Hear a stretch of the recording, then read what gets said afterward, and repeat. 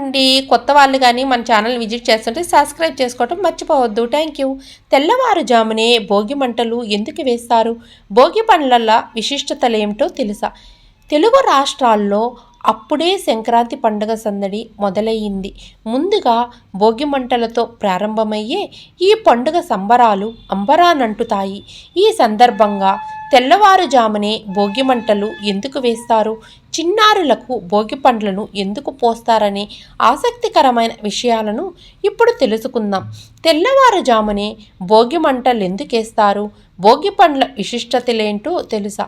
తెలుగు ప్రజల జరుపుకునే అతిపెద్ద పండుగల్లో మకర సంక్రాంతి.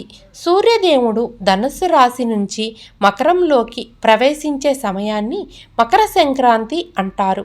ఈ పండుగకు ఒక రోజు ముందు భోగి పండుగను జరుపుకుంటారు.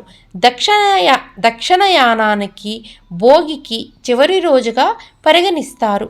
అందుకే దక్షిణాయనంలో పడిన కష్టాలు, సమస్యలన్నీ భోగి మంటల రూపంలో అగ్నిదేవుడికి సమర్పించి రాబోయే ఉత్తరాయణ కాలంలో సుఖ సంతోషాలను ప్రసాదించాలని పరమార్థమే భోగి పండుగ విశిష్టత అని పంతుళ్ళు చెబుతారు. అందుకే ఈ పవిత్రమైన రోజున తెల్లవారుజామునే నిద్రలేచి భోగి మంటలు వేస్తారు. ఇదే రోజున సాయంకాల సమయంలో చిన్నారులపై భోగి పండ్లను పోస్తారు. భోగి రోజు సాయంకాలం సమయంలో బొమ్మల కొలువును కూడా జరుపుతారు. హిందూ మత విశ్వాసాల ప్రకారం ప్రధాన పండుగకు ముందు వచ్చే రోజులన్నీ భోగి కిందే భావిస్తారు. మహాశివరాత్రి ముందు శివభోగి, నరక చతుర్దశి అయితే దీపావళి భోగి, మహన్నవమి దశమి భోగి అంటే పండుగకు ముందు వచ్చే కాలాన్ని భోగిగా పిలుస్తారు. ఇదిలా ఉండగా సరిగ్గా భోగి రోజు మంటలు ఎందుకు వేస్తారు? భోగి రోజున చిన్నారుల నెత్తిన పండ్లను ఎందుకు పోస్తారు? దీని వెనుక ఉన్న కారణాలేంటో ఇప్పుడు తెలుసుకుందాం. శ్రీ మహావిష్ణువుకు పురాణాల ప్రకారం శ్రీ మహావిష్ణువుకు భోగి పండగ అంటే ఎంతో ఇష్టం. గోదాదేవి ధనుర్మాసంలో నెల రోజుల పాటు చేసిన వ్రతానికి మెచ్చి స్వయంగా రంగనాథుడై దివి నుంచి భువికి దిగొచ్చాడట. అందుకే భోగి రోజు తెల్లవారుజామునే నిద్రలేచి ఇంటి ముందు కల్లాపి చల్లి రంగురంగుల ముగ్గులు వేసి వాటి మధ్యలో గొబ్బెమ్మలు పెడతారు. భోగభాగ్యాల భోగికి ఆ పేరెలా వచ్చింది? భోగి పండ్ల ప్రాముఖ్యతలేంటో తెలుసా? భోగి మంటల విశిష్టత. శాస్త్రీయ కారణాల ప్రకారం సూర్యుడు దక్షిణాయనం కాలంలో భూమికి దూరంగా ఉండటంతో ఉష్ణోగ్రతలు తగ్గి చలి తీవ్రత పెరుగుతుంది. ఈ చలిని వాతావరణాన్ని తట్టుకునేందుకు, చలి బాధలను తప్పించుకునేందుకు దక్షిణాయనంలో తాము పడిన కష్టాలు, బాధలను తట్టుకునేందుకు ఉత్తరాయణ కాలంలో సుఖ సంతోషాలను కోరుకుంటూ భోగి మంటలను వేస్తారు.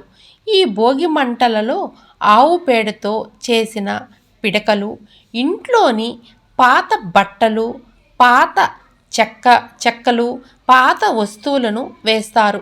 మనలోని చెడుని తగలబెట్టి మంచి పెంచుకోవటమే ఈ భోగి పండల అంతరార్థం.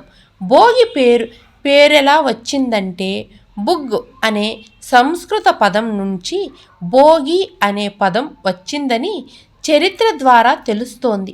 భోగం అంటే సుఖం.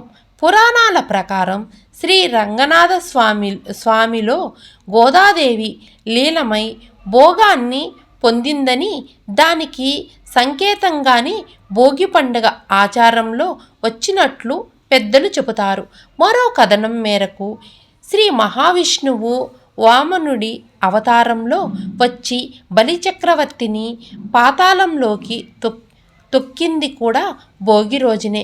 ఇంకోవైపు ఇంద్రుడి పొగరును అణిచివేస్తూ గోవర్ధన పర్వతం ఎత్తిన పవిత్రమైన రోజు కూడా భోగి రోజే అని పెద్దలు చెబుతారు. అంతేకాదు, రైతుల కోసం ఈశ్వరుడు నందిని భూమికి పంపిన పవిత్రమైన రోజుని భోగి రోజు అని, ఇన్ని విషయాలున్న ఈ రోజును భోగి పండుగగా జరుపుకుంటారు. ఆరోగ్య ప్రయోజనాలు. ఆరోగ్య ప్రయోజనాలు. భోగి మంటలనేవి కేవలం చలి తీవ్రత నుండి తప్పించుకునేందుకు మాత్రమే కాదు, ఆరోగ్య ప్రయోజనాలు కూడా ఈ భోగి మంటలో ఉన్నాయి. ఆరోగ్య ప్రయోజనాల కోసం కూడా వేస్తారు. సంక్రాంతి పండక్కి సరిగ్గా నెల రోజుల ముందు ధనుర్మాసం ప్రారంభం అవుతుంది. ఈ సమయంలో ఇంటి ముందు పెట్టిన గొబ్బెమ్మలకు పిడకలుగా చేస్తారు. వాటిని భోగి మంటల్లో వేస్తారు.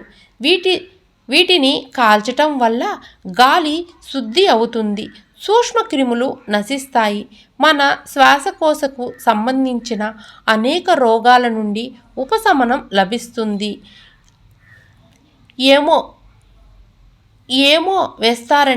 ఏమేం వేస్తారంటే ఈ భోగి మంటల్లో పిడకలతో పాటు రావి, మామిడి, మేడి, ఔషధ చెట్ల కలప, ఆవు నెయ్యి వేస్తారు. ఆవు నెయ్యి, ఆవు పిడకలను మంటల్లో వేయటం వల్ల శక్తివంతమైన గాలి విడుదలవుతుంది. అందుకే భోగి మంటలను ప్రతి పల్లెటూరులో విధిగా చేస్తారు. అంతేకాదు, ఊళ్ళో ఉంటే వారందరినీ కులమతాల అతీతంగా అందరినీ ఒకే చోట చేర్చి ఐకమత్యం పెంచటంలో కూడా భోగి పండగ ఎంతగానో ఉపయోగపడుతుంది. అంతేకాదు, అగ్నిదేవుడిని ఆరాధిస్తూ వాయుదేవుడికి గౌరవం ఇచ్చినట్లు భావిస్తారు. ఇంకా మనం తెలుసుకోవాల్సింది భోగి పండ్ల గురించి. భోగి పండుగ రోజున సాయంత్రం వేళలో బొమ్మల కొలువు నిర్వహిస్తారు. ఇదే రోజున చిన్నారుల తలపై భోగి పండ్లను పోస్తారు.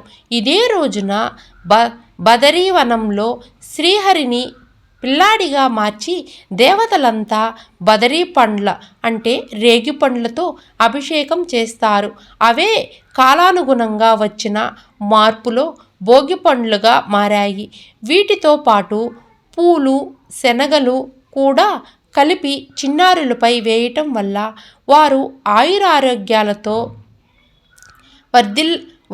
వర్ధిల్లుతారని చాలామంది నమ్ముతారు. Thank you for the watching. Please నా ఛానల్ని ఎవరైనా కొత్త వాళ్ళు చూస్తుంటే సబ్స్క్రైబ్ చేసుకోవటం మర్చిపోవద్దు. లైక్ చేసి, షేర్ చేసి, కామెంట్ చేయండి. ఫుల్ వీడియో మాత్రం వాచ్ చేయండి. Thank you.